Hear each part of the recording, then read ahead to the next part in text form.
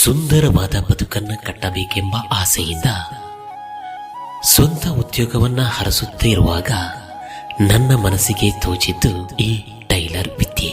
ಹೌದು, ಟೈಲರ್ ವಿದ್ಯೆ. ಹೊಲಿಗೆ ಯಂತ್ರ, ಟೇಪು, ಕತ್ತರಿ, ಸ್ಕೇಲ್ ಇವುಗಳೇ ನಮ್ಮ ಒಡನಾಡಿಗಳು. ಹಿಂದಿನ ಕಾಲದಲ್ಲಿ ಟೈಲರ್ಗೆ ಇದ್ದ ಬೇಡಿಕೆ ಅಪಾರವಾದದ್ದು.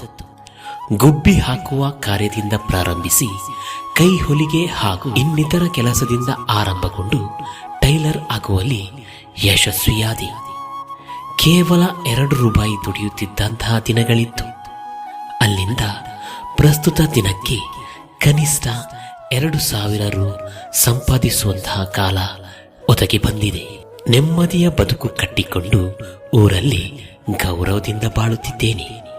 ಟೈಲರ್ ವೃತ್ತಿಯಲ್ಲಿ ಅಷ್ಟೋ ಇಷ್ಟೋ ಸಂಪಾದನೆ ಮಾಡಿ ಇದರ ಸಂಪಾದನೆಯಿಂದ ಮಕ್ಕಳಿಗೆ ಚೆನ್ನಾಗಿ ವಿದ್ಯಾಭ್ಯಾಸ, ಸ್ವಂತ ಮನೆ ಹಾಗೂ ಮಕ್ಕಳ ಮದುವೆ ಎಲ್ಲವೂ ಈ ಟೈಲರ್ ವೃತ್ತಿಯಲ್ಲಿ ಅಷ್ಟೋ ಇಷ್ಟೋ ಹಣ ಉಳಿತಾಯ ಮಾಡಿ ಕಾರ್ಯ ಸಾಧನೆ ಮಾಡಿಯೇ ಬಿಟ್ಟೆ. ಇದೀಗ ನೆಮ್ಮದಿಯ ಬದುಕಿನತ್ತ ದಾಪುಕಾಲು ಹಾಕುತ್ತಿದ್ದೇನೆ.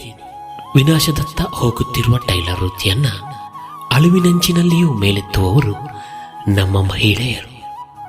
ಟೈಲರ್ ವೃತ್ತಿ ಅಳಿವಿನಂಚಿನಲ್ಲೂ ಒಂದಷ್ಟು ಮಹಿಳೆಯರು ವೃತ್ತಿಯನ್ನು ಕಲಿಯುತ್ತಿದ್ದಾರೆ. ಯುವಕರಂತೂ ಟೈಲರ್ ವೃತ್ತಿಯನ್ನ ಬಿಟ್ಟಂತಿದೆ. ಗಾರ್ಮೆಂಟ್ಸ್ಗಳಂತೂ ತಲೆ ಎತ್ತಿ ನಿಂತ ಮೇಲೆ ಟೈಲರ್ ಅಂಗಡಿಗಳು ಮಾಯವಾಗತೊಡಗಿದೆ. ಡಿಸೈನ್ ಬಟ್ಟೆಗಳು ಹೊರಬರತೊಡಗಿದೆ. ಏನಂದ್ರೆ ತುಂಡು ಬಟ್ಟೆ ಸಾಕು ನನ್ನ ಮಾನ ಮುಚ್ಚೋಕೆ ಎಂಬ ಗಾದೆ ಇಲ್ಲಿ ಸಾಬೀತಾಗಿದೆ. ಕಂಪ್ಯೂಟರ್ ಯುಗ ಬಂದ ನಂತರ ಟೈಲರಿಂಗ್ ನಲ್ಲೂ ಒಂದಷ್ಟು ಬದಲಾವಣೆಯಾಯಿತು. ದೊಡ್ಡ ದೊಡ್ಡ ಮೆಷಿನ್ಗಳು ಬಂತು. ಎಂಬ್ರಾಯ್ಡರಿ, ಡಿಸೈನರ್, ಸಾರಿ ಗೊಂಡೆಗಳು ಬಂತು. ಕಮ್ಮಿ ಅಂದರೆ ದಿನಕ್ಕೆ 2,000 ರೂಪಾಯಿಗಳಷ್ಟು ದುಡಿಮೆಯಂತೂ ಖಂಡಿತ ಆಗುತ್ತದೆ.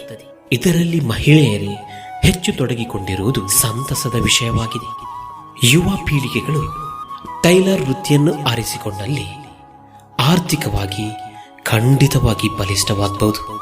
ಅದೆಷ್ಟೋ ಟೈಲರ್ಗಳು ಆರ್ಥಿಕವಾಗಿ ಬಲಿಷ್ಠವಾದಂತಹ ಅದೆಷ್ಟೋ ಉದಾಹರಣೆಗಳು ನಮ್ಮಲ್ಲಿ ಇದೆ. ಹೊಸ ಜೀವನಕ್ಕೆ ಈ ಟೈಲರ್ ವೃತ್ತಿ ನಾಂದಿ ಹಾಕಬಹುದು.